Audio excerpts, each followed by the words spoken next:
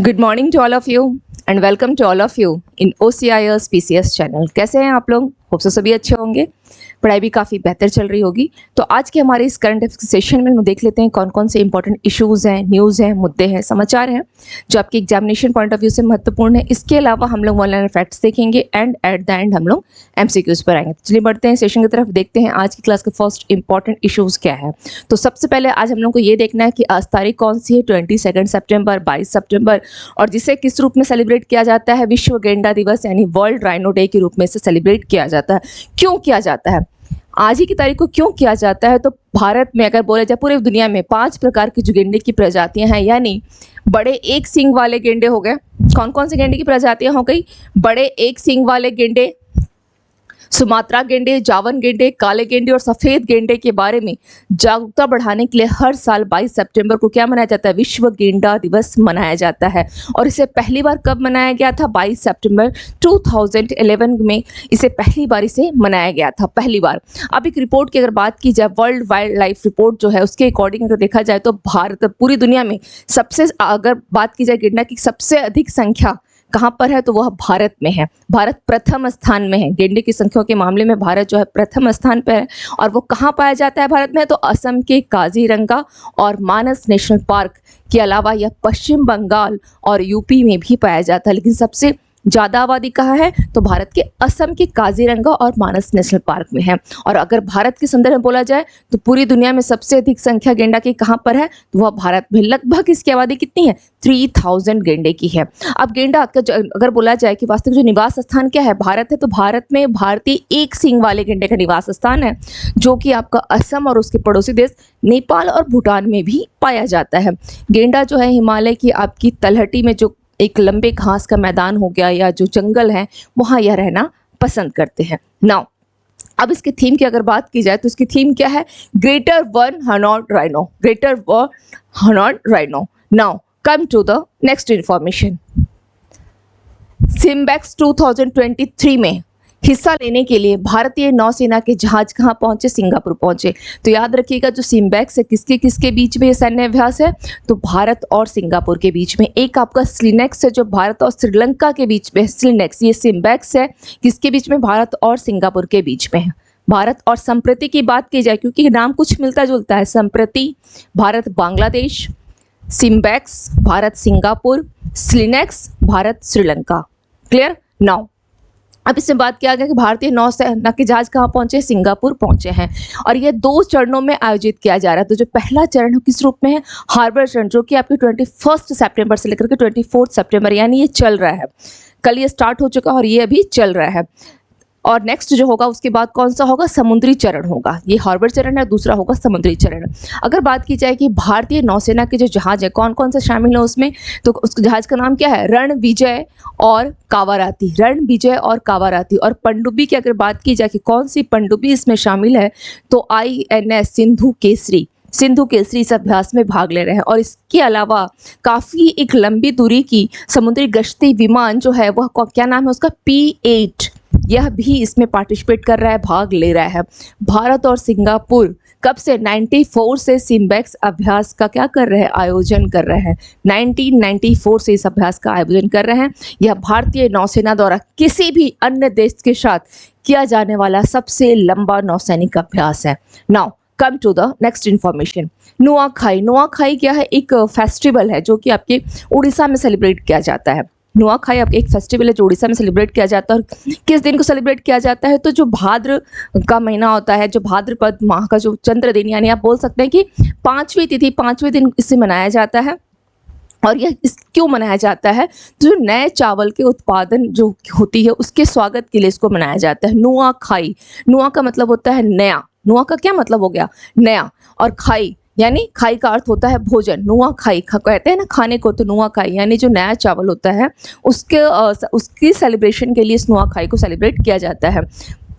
अब बात आती है कि इसको अन्य किस नाम से जाना जाता है, तो नुआखाई जो है अन्य नाम है इसका, नुआखाई पर्व या नुआखाई आपका भेंट घाट भी इसको कहा जाता है। उड़ीसा का तो ये मेन फेस्टिवल है ही, क्योंकि इसमें क्या होती है, अन्न की पूजा का पर्व है ये। चावल, मैंने भी कहा कि जो नया चावल उत्पादन होता है, और केवल उड़ीसा ही नहीं, अन्य अन्य राज्यों में भी आप देखेंगे तो चावल के उत्पादन, यानी जो यह आपका अभी इस समय जो चावल का उत्पादन, नए चावल का जो उत्पादन किया जाता है, अन्य राज्यों में भी विभिन्न नामों से सेलिब्रेशन किया जाता है। तो उड़ीसा में इसके अलावा, उड़ीसा में तो सेलिब्रेट होता ही है नुआखाई, इसके अलावा यह छत्तीसगढ़ और आपका झारखंड के भी कुछ क्षेत्रों में इसे मनाया जाता है। कहाँ कहाँ, झारखंड और छत्तीसगढ़ के कुछ क्षेत्रों में भी। अब नुआ शब्द का अर्थ होता है नया, खाई का अर्थ होता है भोजन, इसलिए किसान नई फसलों के स्वागत के लिए यह त्यौहार मनाते हैं। Now come to the next information. UP अंतर्राष्ट्रीय व्यापार मेले का उद्घाटन किसके द्वारा किया गया है, राष्ट्रपति द्रौपदी मुर्मू ने किया है। किसका, यूपी अंतर्राष्ट्रीय व्यापार मेला है ये, इंटरनेशनल क्या है, ट्रेड शो। अब इसका सिर्फ इमेज से ध्यान रखिएगा कि इसको कहाँ किया गया है। उद्घाटन तो किया गया है द्रौपदी मुर्मू जी के द्वारा, लेकिन यह सेलिब्रेट कहाँ हुआ है, कहाँ पे इसका उद्घाटन किया गया है, तो वह है आपका ग्रेटर नोएडा। ग्रेटर नोएडा, ये ध्यान रखिएगा, ग्रेटर नोएडा, इस वर्ड को, ग्रेटर नोएडा।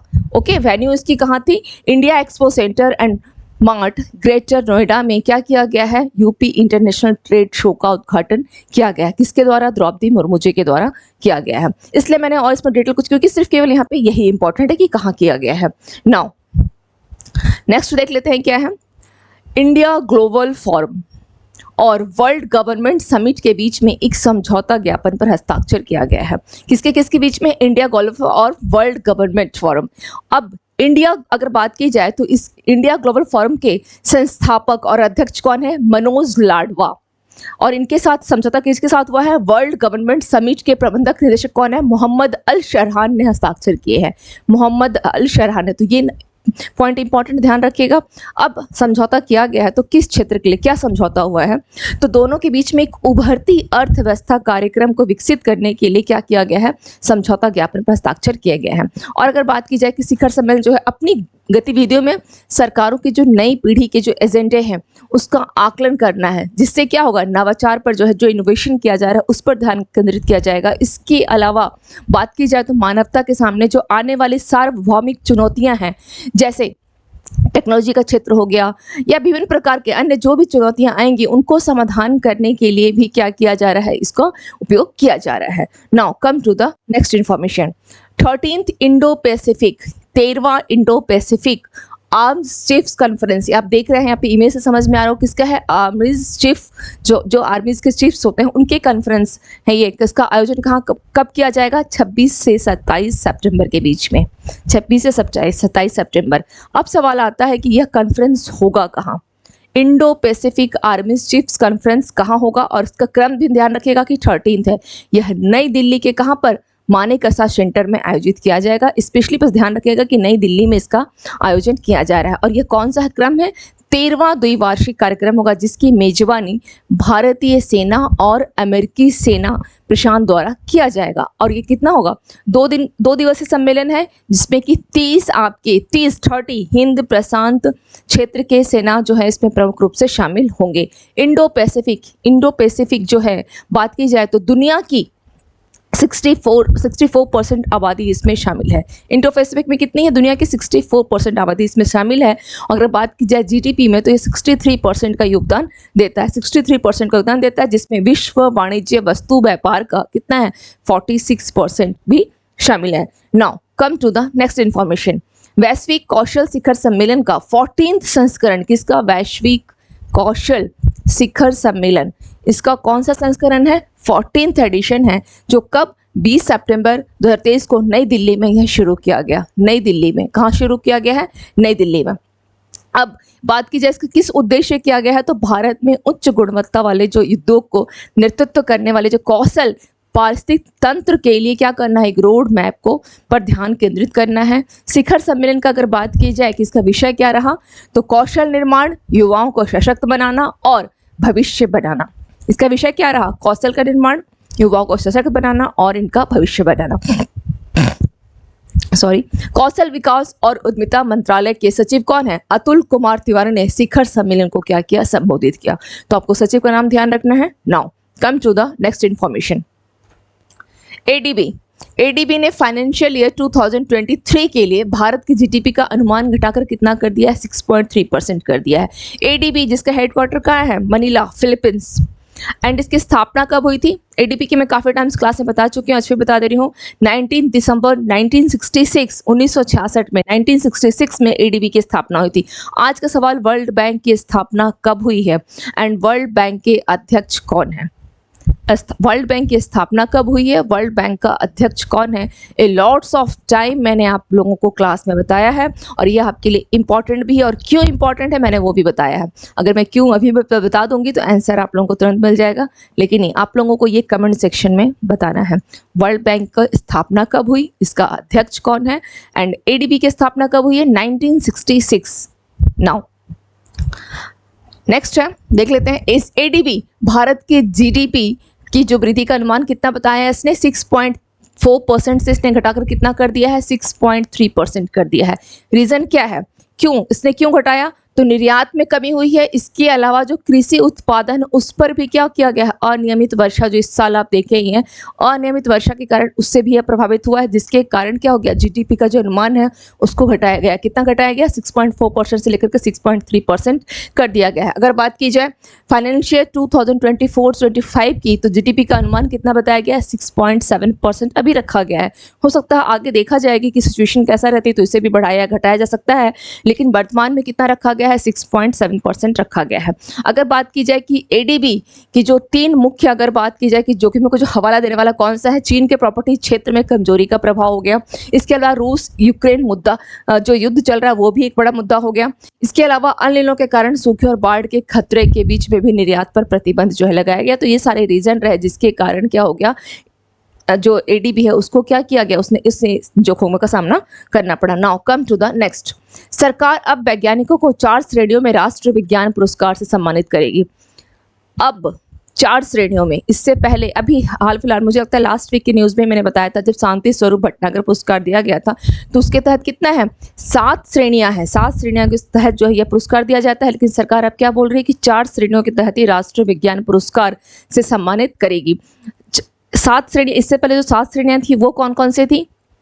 आपका भौतिकी हो गया, जीव हो गया, जीव विज्ञान, रासायनिक विज्ञान, पृथ्वी विज्ञान, चिकित्सा विज्ञान, गणित विज्ञान। तो ये क्षेत्र थे 7 श्रेणियां जो थी, ये 7 श्रेणियां थी। अभी बात की जा रही है 4 श्रेणियों की। तो अब ये 4 श्रेणियां कौन कौन सी होंगी? विज्ञान रत्न, विज्ञान श्री, विज्ञान युवा पुरस्कार, विज्ञान युवा शांति स्वरूप भटनागर पुरस्कार और विज्ञान टीम। ये आपके 4 जो होंगे, 4 श्रेणियां हो गई। अब बात की जाए कि युवा वैज्ञानिकों के लिए सर्वोच्च सम्मान कौन सा है? शांति स्वरूप भटनागर पुरस्कार का नाम बरकरार है, जो युवा वैज्ञानिक है। और इनके साथ वे डेफिनेशन अभी भी है कि एज कितनी इनमें कम होनी चाहिए इन चारों पुरस्कार के लिए? तो 45 ईयर से कम एज इसमें अभी भी, इसमें की जो डिमांड कितनी है? 45 ईयर से कम एज वालों को ही ये पुरस्कार दिया जाएगा।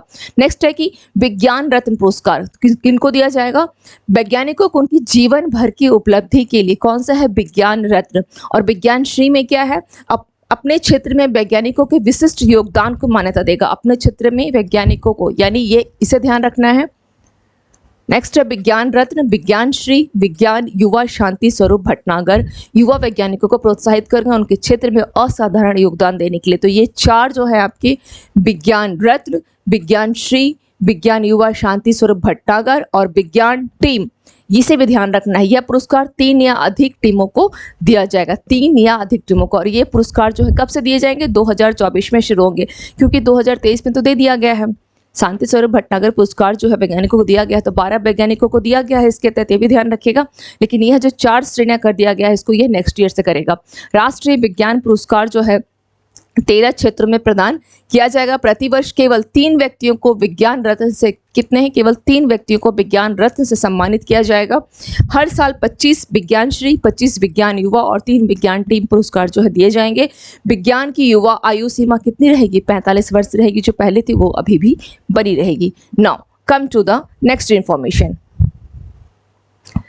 वेनेडियम की खोज गुजरात के तट पर की गई है। वेनेडियम की खोज, अब इसका बात की जाए कि आखिर इसका यूज है क्या, तो कच्चे माल के रूप में इसका उपयोग किया जाता है, रक्षा क्षेत्र में उपयोग किया जाता है। इसके अलावा स्टील और टाइटेनियम को मजबूत करने के लिए भी इसका उपयोग किया जा सकता है। संक्षारण और उच्च ताप के प्रति इसके अस्थायित्व के कारण इसका यूज़ कहाँ किया जाता है, जेट इंजन होते हैं उसमें, और विद्युत घटकों के रूप में भी इसका यूज़ किया जाता है। फरवरी 2023 में यानी इस साल फरवरी में ही बात की जाए तो रियासी जिले के सलाल हैमाना क्षेत्र में लिथियम के भंडार की भी खोज की गई थी, जो कि आपकी कहा है राजस्थान के डिगाना में भी लिथियम का भंडार मिला था।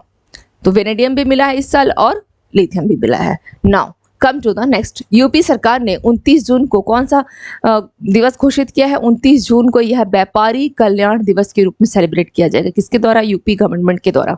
यूपी गवर्नमेंट के द्वारा इसके तहत क्या किया जाएगा?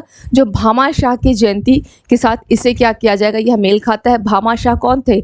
महाराणा प्रताप के सहयोगी थे, जिनके नैतिक और वित्तीय समर्थन के बारे में माना जाता है इससे महाराणा को अपने खोए हुए अधिकांश क्षेत्र को पुनः प्राप्त करने में क्या हुई थी? मदद मिली थी।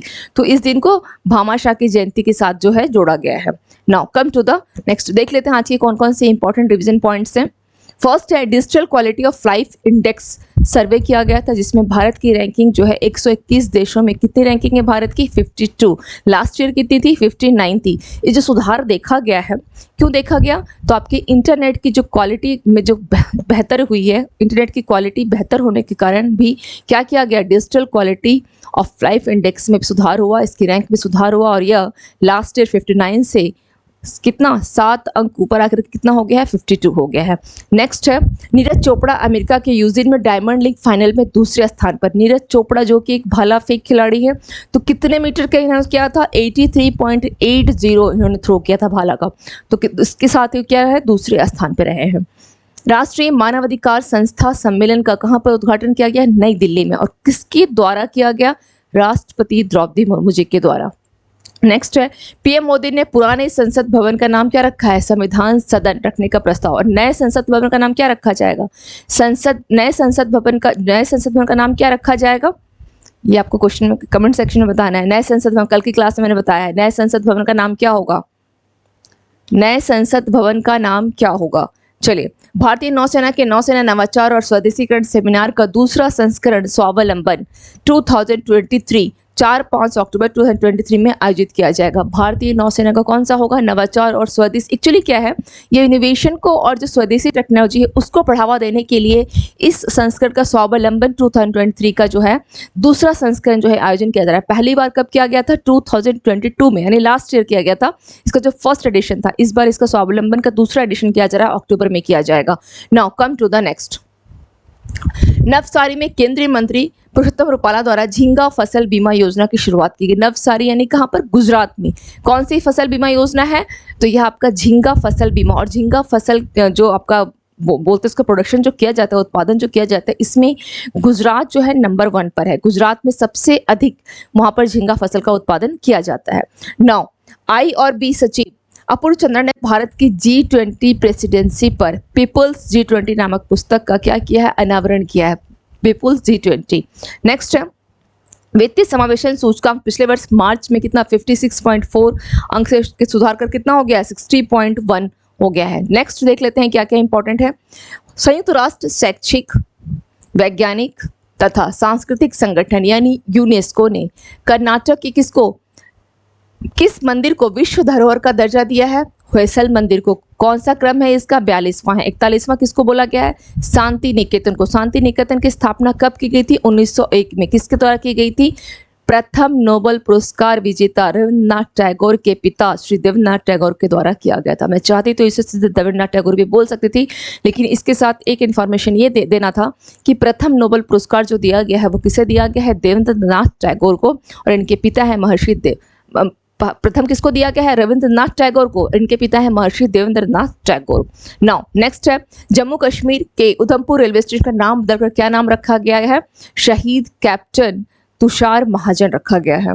नारी शक्ति वंदन विधेयक, नारी शक्ति वंदन विधेयक के तहत कितने साल तक का आरक्षण का प्रावधान किया गया है? 15 साल तक। और नारी शक्ति वंदन विधेयक जिसे क्या, इसके तहत क्या है? यह विधेयक है क्या? यह बिल क्या है? तो राज्य की विधानसभा में और लोकसभा में क्या होना चाहिए? महिला आरक्षण कितना %? 33% होना चाहिए। तो अब कितने साल के लिए किया गया, इसको 15 साल के लिए किया गया है। पहली बार इसको कब लाया गया था, तो 96 में इस बिल को लाया गया था, लेकिन हालांकि 2010 में ये राज्यसभा से तो पारित हो गया था, लेकिन लोकसभा से पारित नहीं हो सका था। Now come to the next. Nipah virus संक्रमण का नाम किस देश से आया है, निपाह वायरस का, तो यह मलेशिया के गांव से यह नाम जो है आया है, मलेशिया के गांव से। और इस निपाह वायरस के लिए किस राज्य में प्रतिबंध लगाया गया है, आपके केरला में लगाया गया, केरला में। नेक्स्ट है मुख्यमंत्री नाश्ता योजना, यानी जो बच्चों को दिया जाएगा नाश्ता स्कूलों में, नाश्ता योजना किस राज्य से जुड़ी हुई है, तेलंगाना। दूरसंचार उद्योग निकाय DIPA, डिजिटल इंफ्रास्ट्रक्चर प्रोड्यूसर क्या है एसोसिएशन के अध्यक्ष कौन नियुक्त हुए हैं, धनंजय जोशी, धनंजय जोशी। नेक्स्ट है एशिया कप 2023 का खिताब जीता है भारतीय टीम ने, जो कि 8वीं बार जीता है इसने, किसने, 8वीं बार इसने जीता है। नेक्स्ट है एयर इंडिया ने 16 एयरपोर्ट पर क्या शुरू किया है, प्रोजेक्ट अभिनंदन। किस राज्य सरकार ने विद्यार्थियों के लिए मुख्यमंत्री नाश्ता योजना, चलिए रिपीट हो गई है। नेक्स्ट है किसने ऑडिट ब्यूरो ऑफ सर्कुलेशन के चेयरमैन का पदभार ग्रहण किया है, श्रीनिवास के स्वामी। नेक्स्ट है नारी शक्ति वंदन विधेयक केंद्र सरकार ने किस सभा में पेश किया है, तो लोकसभा में, क्योंकि राज्यसभा से ये पारित हो चुका था 2010 में। नारी शक्ति वंदन विधेयक के तहत विधानसभाओं में महिलाओं को कितने % आरक्षण दिया जाएगा, विधानसभाओं में 33%, लोकसभा में 33%। नाउ कम टू द, आज देख लेते हैं आज के MCQs कौन कौन से इंपॉर्टेंट है। विश्व अल्जाइमर दिवस प्रत्येक वर्ष कब मनाया जाता है, 21 सितंबर को, और 21 सितंबर को ही विश्व शांति दिवस भी मनाया जाता है। अब बात की गई कि अल्जाइमर एक डैश है, किस प्रकार की बीमारी है, ऑप्शन है न्यूरोडिजेनरेटिव, मेटाबॉलिक, संक्रामक, वायरल। तो ये किस प्रकार की बीमारी है अल्जाइमर, न्यूरोडिजेनरेटिव, यानी एक अनुवांशिक बीमारी है, अनुवांशिक। इसके अलावा अनुवांशिक तो है, इसके अलावा अगर बहुत ज़्यादा डिप्रेशन में हो, किसी प्रकार की कोई अवसाद हो, तो इससे भी ये बीमारी होती है, लेकिन जो अधिक चांसेस है इस बीमारी के होने के वो क्या है, अनुवांशिकता के कारण भी इसमें यह बीमारी जो है पाई जाती है, बीमारी अनुवांशिकता के कारण। तो क्या होगा, neurodegenerative. Now come to the next question देखते हैं क्या है।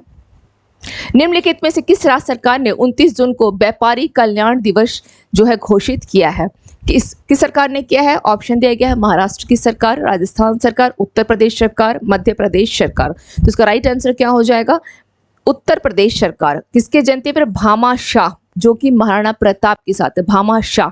ध्यान रखिएगा कि उनकी जयंती पर इसको क्या शुरुआत किया गया है, व्यापारी कल्याण दिवस। ओके, और ये खास करके आपके यूपी के लिए जो वनडे एग्जाम होती है उसके लिए यह इंपॉर्टेंट है। Now come to the next. Bhavnagar जिला, भावनगर कहाँ है, गुजरात में है। जिले के अलंग शहर के पास खंबात की खाड़ी से भारतीय भूवैज्ञानिक सर्वेक्षण के द्वारा एकत्र किए गए नमूनों में निम्नलिखित में से क्या खोजा गया है, लिथियम, वैनेडियम, टाइटेनियम, रुबिडियम। तो इसका राइट आंसर क्या हो जाएगा, वैनेडियम, वैनेडियम को खोजा गया है, वैनेडियम को खोजा गया है। Now come to the next. SIMBEX 2023 2 चरणों में आयोजित किया जा रहा है, निम्नलिखित में से कौन सा देश इस अभ्यास में भाग ले रहा है, भारत और श्रीलंका, भारत और सिंगापुर, सिंगापुर और श्रीलंका, भारत और सूरीनाम। तो इसका राइट आंसर क्या हो जाएगा, भारत और सिंगापुर। भारत और श्रीलंका का क्या है, स्लिनेक्स है, संप्रति भारत और बांग्लादेश का है। Now come to the next question. एशियाई विकास बैंक यानी ADB, जिसकी स्थापना 19 दिसंबर को की गई थी, हेडक्वार्टर मनीला, फिलीपींस है। वित्त वर्ष फाइनेंशियल ईयर 2023 के लिए भारत का GDP अनुमान घटाकर कितना कर दिया है, 6.3%, 5.6%, 5.9%, 4.8%, यानी 6.4% से घटाकर इसे 6.3% कर दिया गया है। Option A is your right answer. Now come to the next question. Nuakhai 20 सितंबर को यह मनाया गया, यह मुख्य रूप से निम्नलिखित में से किस राज्य में मनाया जाता है, उड़ीसा, बिहार, राजस्थान, महाराष्ट्र। तो ये कहाँ का मनाया जाता है, यह उड़ीसा का ये काफ़ी मतलब बोला था एक चर्चित फेस्टिवल है, इंपॉर्टेंट फेस्टिवल है आपका नुआखाई, जो कि नए चावल का जब उत्पादन होता है तो उसी की बोल सकते हैं कि उसी की खुशहाली में इसको मनाया जाता है, Nuakhai. Now come to the next. निम्नलिखित में से किस स्थान पर 26 से 27 सितंबर तक 13th Indo Pacific आर्मीज chiefs conference का आयोजन किया जाएगा? नई दिल्ली, चेन्नई, मुंबई, अहमदाबाद। तो इसका राइट आंसर क्या हो जाएगा? नई दिल्ली में किया जाएगा। और साथ ही साथ ध्यान रखिएगा कि ये 13th इंडो पैसिफिक है, 13th Indo Pacific RBC conference हो रहा है। Now come to the next. वैश्विक कौशल शिखर सम्मेलन का कौन सा संस्करण 20 सितंबर 2023 को नई दिल्ली में शुरू हुआ है? 12th, 13th, 14th, 15th। तो ये कौन सा है? यह आपका 14th है, 14th है। सी इज योर राइट आंसर। और कहाँ पे शुरू किया गया है? नई दिल्ली में शुरू किया गया। क्या है यह? वैश्विक कौशल शिखर सम्मेलन का कौन सा एडिशन था? 14th एडिशन है, ये 14th संस्करण है। Now come to the next. TRAI ने एक्सेस सेवा के मामले में टेलीकॉम सर्किल और मेट्रो क्षेत्र के लिए जो प्रवेश शुल्क को पहले कितना था, 1 करोड़ रुपए था, उसको घटाकर कितना कर दिया गया है? 70 लाख, 60 लाख, 50 लाख, 40 लाख। कितना करने का निर्णय लिया है? तो यह 50 लाख करने का, 1 करोड़ से घटाकर कितना करने का? 50 लाख करने का निर्णय इसने लिया है। Now come to the next. राष्ट्रीय विज्ञान पुरस्कार के संबंध में कौन सा स्टेटमेंट सही है वो बताना है। राष्ट्रीय विज्ञान पुरस्कार जो यह 6 कैटेगरी में दिया जाएगा, यह स्टेटमेंट गलत है। क्यों गलत है? क्योंकि यह 6 नहीं, ये कितना हो जाएगा? ये यहाँ पर 4 कैटेगरी में यह दिया जाएगा। विज्ञान रत्न पुरस्कार वैज्ञानिकों को उनकी जीवन भर की उपलब्धि के लिए दिया जाएगा। सही कोड चुने, केवल 1, केवल 2, सी 1 और 2, 2 इनमें से कोई भी नहीं। तो उसका राइट आंसर क्या हो जाएगा? केवल 2। B is your right answer, B. Now तो आज की क्लास में हम लोगों ने इंपॉर्टेंट इश्यूज देख लीजिए, मुद्दे देखे, MCQs को देखा। अगर आप लोग को किसी भी प्रकार के कोई डाउट्स हो तो कमेंट सेक्शन में जरूर कमेंट करके पूछिए। आज का सवाल 3 है। नए संसद भवन का नाम क्या है? वर्ल्ड बैंक का स्थापना कब किया गया और इसके अध्यक्ष कौन है? ये 3 क्वेश्चंस के रिप्लाई आज के आपके क्लास के हैं। इन तीनों के रिप्लाई आपको देने हैं। कमेंट सेक्शन में जरूर कमेंट करके बताएं, इससे आपकी अपनी इंप्रूवमेंट होगी, आपकी जो नॉलेज लेवल वो बढ़ेगी। तो मिलते हैं फिर नेक्स्ट सेशन में। Thank you to all of you and have a nice day.